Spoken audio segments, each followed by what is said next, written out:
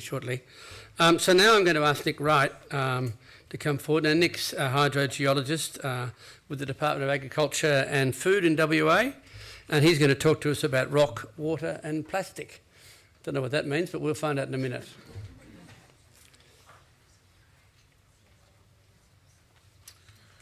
Right, g'day everyone. Thanks for the invite, thanks to all the sponsors. I'm talking about, I'm Nick Wright from the Department of Ag and Food, Western Australia. I'm talking about 3D printing hydrological and geological models to inform people's conceptual models. And be covering three areas that I've done a bit of work in. So firstly, the Grange, which is located just south of Broome in Western Australia.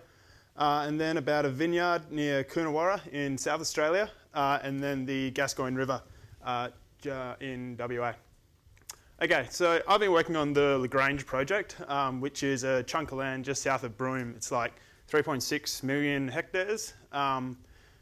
The project was looking at irrigated agriculture in the area, trying to figure out where the best soils and water is, and just kind of looking for a correlation between those two, and just supporting sustainable irrigation. Now, this is one of the outputs from the project. This is a soils map of the area. Most people are used to seeing soils maps like this. You know, they can kind of wrap their head around it. Unfortunately, this doesn't work so well for 3D data. So what you've got here is the topography of the area on the left, and then a water table surface on the right. When most people see these maps, if they haven't worked with them before, it's pretty confusing, pretty hard to interpret. So what we were doing is we got these contour maps, exported them to like a 3D wireframe so you can actually see the relief of it, especially if you change your perspective and view it from like an angle, you can actually see the hills and the valleys. Now, if we take that to the next step and actually create a block model out of that, so if we get a whole bunch of these wireframes of different surfaces, glue them all together, we actually then get blocks. So instead of just the ground surface, we can go from the ground surface to the top of the water table. And that's what we're going on here. So this is the other side of this block model. And what that represents is the top of the water table. It's a photo of it just there of it being printed out, but that's this unit. So land surface on top of the water table underneath. So what this represents is the unsaturated zone. It's the soil above the water table. Now, we do this for all the data in the area. So we've got layers representing the aquifer in blue there. So the top of that is the top of the water table. You've got the blue, which is the ocean. You've got the bathymetry, which is the geology underneath the ocean, saturated with salt water. The white is the base of the aquifer, which is the Jalami siltstone in this instance. What that is just a massive clay layer, effectively. And then you've got the interfaces between all these different units. For example, this is the aquifer. This here is the saltwater interface. So that's where the fresh water is, it gets rained down, it goes through the unsaturated zone, enters the aquifer, and then starts moving towards the coast. As it approaches the coast, it hits the salt water from the ocean, but in the geology, and then it forms this saltwater interface and then discharges along the coast. This type of information is really hard to show in maps, but if you've got it in your hand, you can look at it. It makes a lot more sense. So we presented this about a year and a half ago at our Eco Beach seminar. So these seminars bring stakeholders from the area together. So it's the guys from the 7 pastoral stations, the 3 traditional owner groups, the horticulturalists, and we've been running these each year up in Lagrange, and each time we'd show them like what we've been up to and what we were planning to do. In the year before, we'd showed them like the hydrological maps and things and tried to illustrate the saltwater interface, but didn't go too well. Once we had this though, we could actually hand it to them and say, look, this is the saltwater interface right here. This is the water table. It's flowing from here to here. And once you can actually get that in your hands and manipulate it, it's so much easier to understand. Right, so the next question people ask when they see this is, right, you've got all this data. I understand it now, but how can I actually, how can I look at this data myself? How can I actually get the numbers? And that's when we point them towards this web tool that it's been up on the department's website for the last couple of months. What you can do is you can zoom around, click anywhere. It's just like Google Maps. You zoom around, click anywhere. You get these dialog boxes popping up that say the depth to groundwater in this location is 30 metres. You've got 200 metres of aquifer thickness, and if there is or isn't salty water at the bottom of that, what type of management zone you're in, what the soil type is, all that information right there. And they can trust this information because they've seen it. You know, they know that we've got it because they've held it in their hands. Right, so moving on now to the Coonawarra area. So there's this vineyard just outside of town. It's in the limestone coast, this whole area. So they've got topsoil, a few metres of topsoil. Underneath that, a massive chunk of limestone. That limestone is actually quite variable, and that variable limestone changes the amount of topsoil you've got. Now, different varieties of grapes like different amounts of topsoil. So it's quite important to know what areas of your farm have what thickness of topsoil. So what they do is they do an EM survey over the whole area, figure out the depth to limestone, and then use that to determine what grapes they grow. They have this type of information already. The map down the bottom there is the depth to limestone map. Now, that's you know, it's informative, but it's not very intuitive. Like, you look at it, it's like, well, what do the dark regions represent? What do the light regions represent? So what we did is we got this data, we got the surface topography as well, and we just printed it out. So you've got a cross-section of it effectively down the bottom here, and you can actually see how variable it is just in your hand. So instead of trying to explain it to someone, you can just give it to them and they can just figure it out. Like, it makes it so much more intuitive. Even the guys that have been working this land for, you know, years and have this information, first time they could actually see it printed out like this, just changed their view of it like instantly. And then finally, the Gascoyne River. We've been working on a project out this way for quite a while now.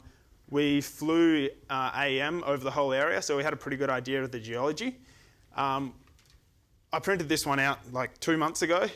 What it represents is the different layers of the aquifer. So the green is the unsaturated zone. You've got the river running right through the middle. Underneath that is the first layer of the aquifer, but the geology is quite tight. There's a lot of clays and things in it. Next layer underneath that is a high permeability, so you've got coarser sands, and then below that is just low permeability. But you know, the purpose of this was to say to the growers, look, we've got all this information, and you know, they're keen to access this water for horticultural uses. But you know, in the past, when they're drilling production bores, they were getting like 30% of the production bores were actually successful. With this information that derived this model, they're getting like 80% now. So, you know, it's saving a lot of money, but just showing them this model lets them know that we actually have this information and that it's available. Right, that's it. Yeah.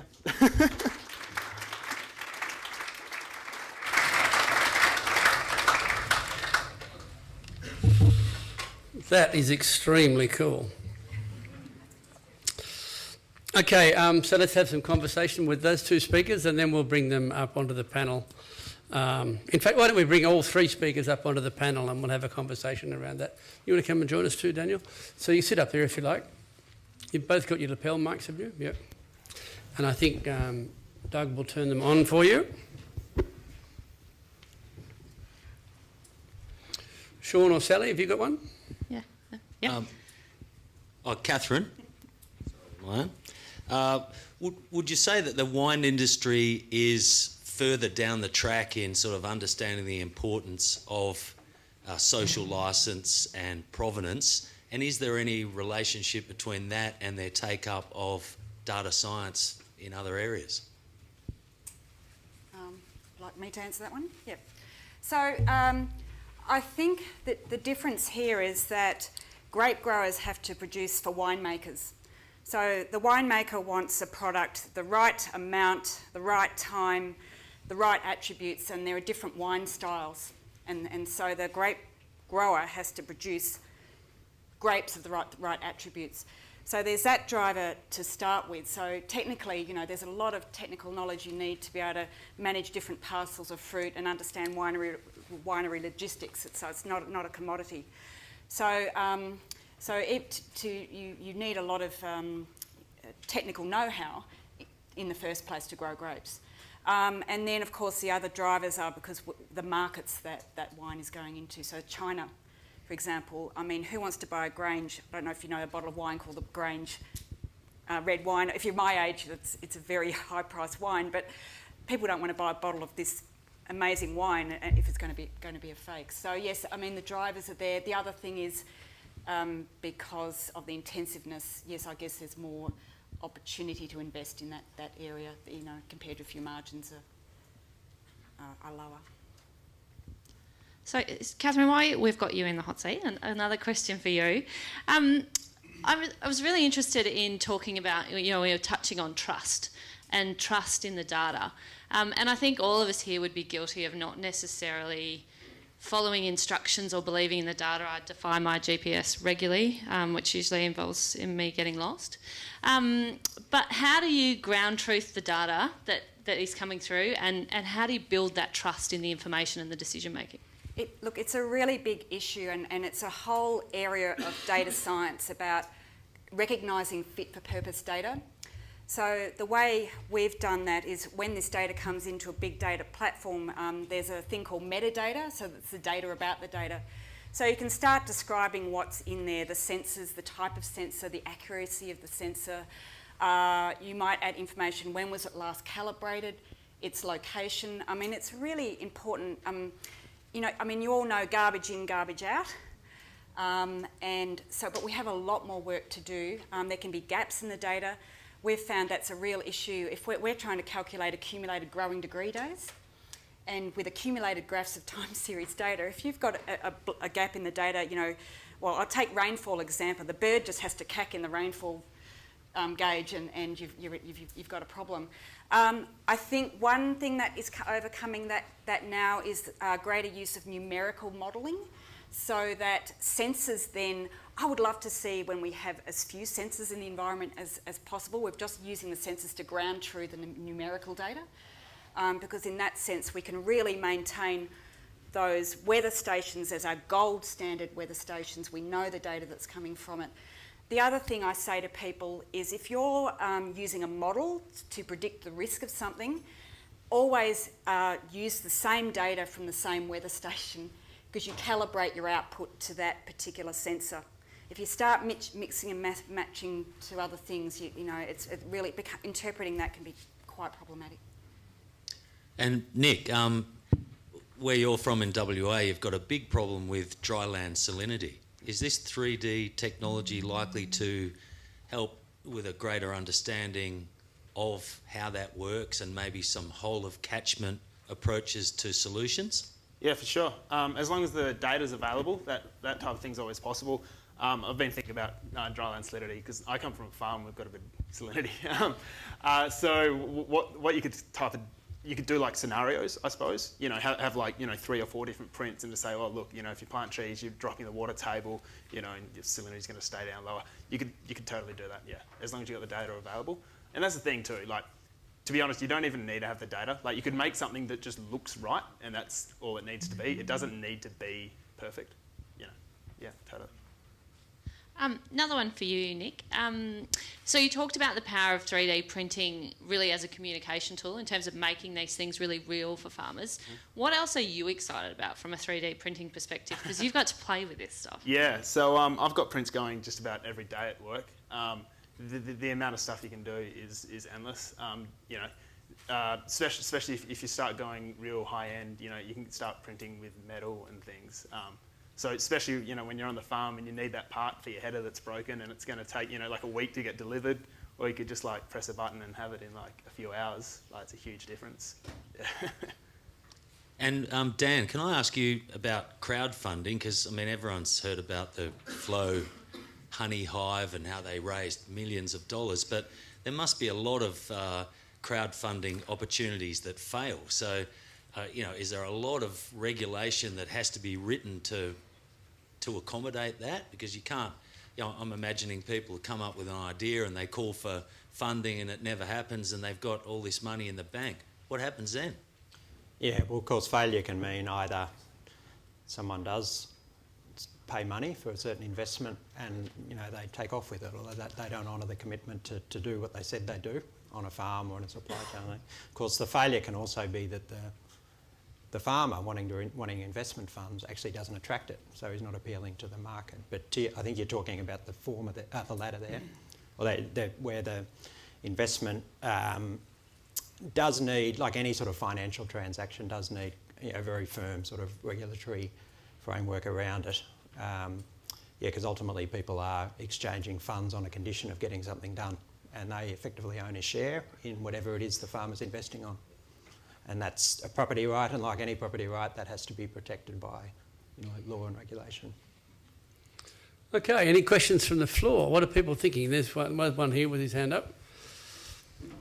Hi, question to Katherine. I think your approach about the data value chain is absolutely spot on, and I was just wondering, have the other RDCs, are they kind of adopting that similar approach to taking a step back and thinking about the whole value chain and how it all fits together? Because I think you're looking at it, in completely the right way. Thank you. Look, I think we're all on a really steep learning curve here. I'm a viticultural researcher. I'm not a data scientist. And I've just been involved in the Sensitive program. I've been on a huge learning curve myself to understand, and I think a lot of it, again, I think it goes back to working in a multidisciplinary way, that we need to bring in different people. So we start learning their language. And I've got a whole new language now that I never had before. And I think the most important thing is that we keep having conversations with the RDCs. As we learn, we share what we know. There's whole issues. I was just talking to Wine Australia the other day about people almost need to write their own policies around data. Sensitive has written a white paper on data privacy, for example. So there's a lot of new issues that this is bringing up, and we just have to work through them all as we all learn. Any others in the red shirt there? And as you do, could you just state your name and where you're from?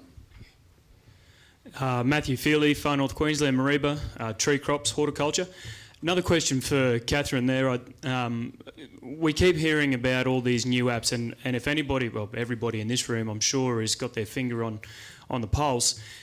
I think one of the big barriers of everybody adopting this is that risk of making a decision to choose that platform and then finding out you've spent all this money, you've invested it into this new technology, it ends up being something that's left in the shed. Do you think, or has there been within your capacity any discussion around having a mandated standard of that data? So therefore, if I choose, for example, Apple as being my preferred choice of ecosystem, if I decide tomorrow I want to go over to Android, I can take my data with me. I think that would actually make the providers, the vendors, the creators of these things also making sure that they are offering a really, truly value-adding product, because they're going to have to work very hard for the loyalty, but it also breaks down that risk decision for growers to say, okay, I've put all my eggs in this basket, geez, now I have to keep with it. Are those sort of discussions happening on your level? Yeah, that's a big question. Thank you for sharing that. I think where to start. Now, I think one of the issues is that apps will... Let me start with data standards.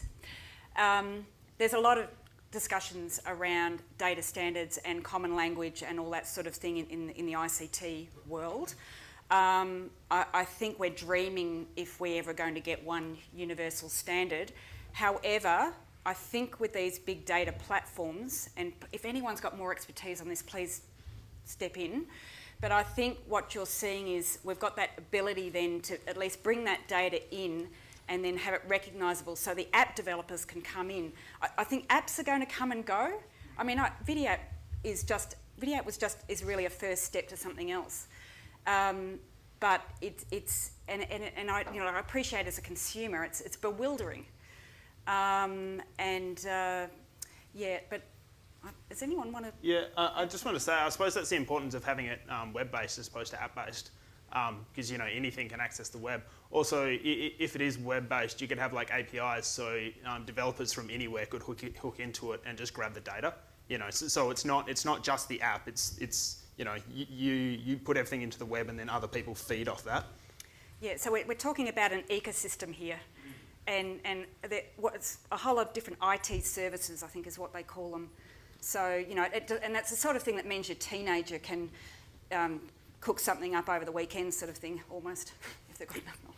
It's an interesting question, isn't it? Because Google have thought through this a lot, and we've discussed it as a group of RDCs around where is the value in data, and how does who owns it particularly, and how does that work? And Google are of the view that data is just data; it's just a pile of numbers and dots and dashes, really, isn't it? It's just binary code. But at some point that data comes together to be information, and that's tables or graphs and you saw some of the wonderful information that was put up here, which can now be in printed form or all sorts of ways. But that's still only information. At some point, you need somebody with the knowledge and experience to turn that information into knowledge. And that's the point at which you can make decisions. The information is just an information. If you don't know what to do with it, how can you add value from it? So that converting data to information to knowledge is a real stretch, but who owns those steps? And we all know that John Deere tried to own, they tried to own the data off your harvester, but of course some propeller head broke that in about a minute flat. That didn't work. So, we have to work together on this, and it's a really big challenge for, I think, agriculture, because, on my farm, I know every square metre of my farm by its first name. I can drill into every square metre in a range of graphs and tables, but what do I do with all that? How do I develop the knowledge? Who can advise me? There's the value. It's really interesting. So your point there, Katherine, is how do we get all this to a place where we can use it? Yeah, exactly. I think you need to learn to identify your own IP in this new world, and that's a whole new discussion. So that'll be a topic for another forum. Well, we're going to have a breakout in a minute, and it could be a really useful thing to talk about in that group, and I think it will be. Are there any more questions? We've got room for one or two more, and then we'll go to the breakout section. Somebody there with the blue shirt. And again, name and where you're from, please. Beck Milliken from Wagga Wagga, Group HR Manager for Delta Ag. I had a question for Dan, and I guess with crowdfunding in mind, I guess as an industry, how do you think we could encourage and better utilise bank challenges like Society One, for example, to open up more capital investment into our industry? I guess the value proposition's got to be there in the first place. So it's all very well to be enthusiastic about an idea, but demonstrating to potential investors, regardless of where they come from, the merits of that there'll be some sort of return from the investor as a value proposition. So, in some ways it's easier than going to the bank in the sense that you're likely to find someone who shares your particular values and objectives with what you're wanting to do. Even if it's only a small portion of the population, the beauty of crowdsourcing is, 1% of a big population is a big number. So, but I think it's being clear about that value proposition, because ultimately there's a lot of examples where it doesn't work, and people, think they've got a great idea, and even with crowdsourcing, they're not able to, tell that compelling value proposition to potential investors.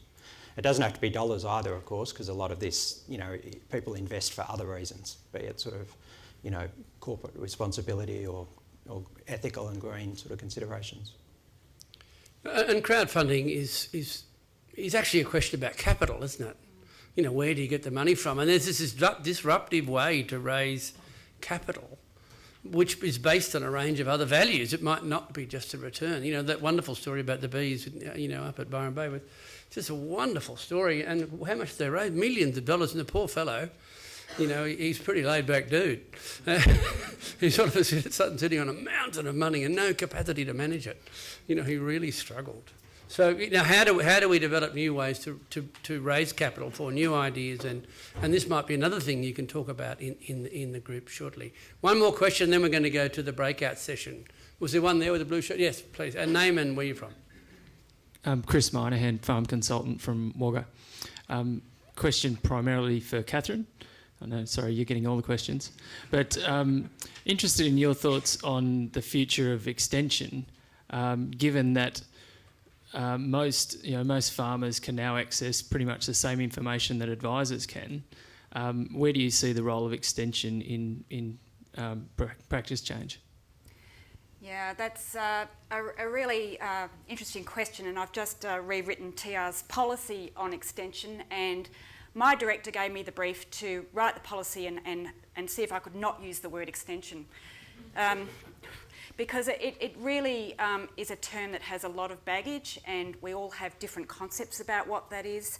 It's a discipline that has evolved over time, from the diffusion curve through to farming systems. Now the language is around innovation platforms, even innovation incubators. So I think what we need to see, we need to be talking about public good, private good, so that when we're talking about practice change, so extension is basically enabling practice change.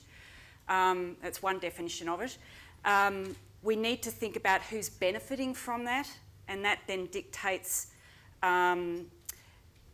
certainly the resources that go into that. If it's industry good, where the role for public funding goes. And we also then need to, when we're talking about change, who are the different players, actors we call them, that have to come together to enable that change. And the model might have been, in the past it was people didn't have as much digital or literacy to start with, so there was some expert up here sprouting their things. But knowledge is much more distributed now. You have, as I've just tried to make the point, you've got so much knowledge. So again, the notion of that is bringing that together in an innovation platform, for want of a better term. And how do we deliver? That's How what do we do extension that? is. Yeah. That's how do we make these do we do connections between, and that wonderful point about, how there was such little attitude or aptitude for take up, the technologies that are there now. What was it, Sean? 15% wanted to take up automated tractors when really, it should be a way bigger number than that. So, how do we create that pull through, and how do we create that demand for uptake? And that's a real challenge for all RDCs, the one we've struggled with for years, haven't we, Jane? It's a difficult thing to deliver. I think the point is, don't be a passive recipient. That users have to be active players in this, and we need to ask, how can we go from passive to active? Okay, wasn't that wonderful? Thank you for Daniel, Nick, and Katherine. That was a really interesting conversation, and I want you to use that for the breakout group that we're about to go into. So thank you to those three. Well done.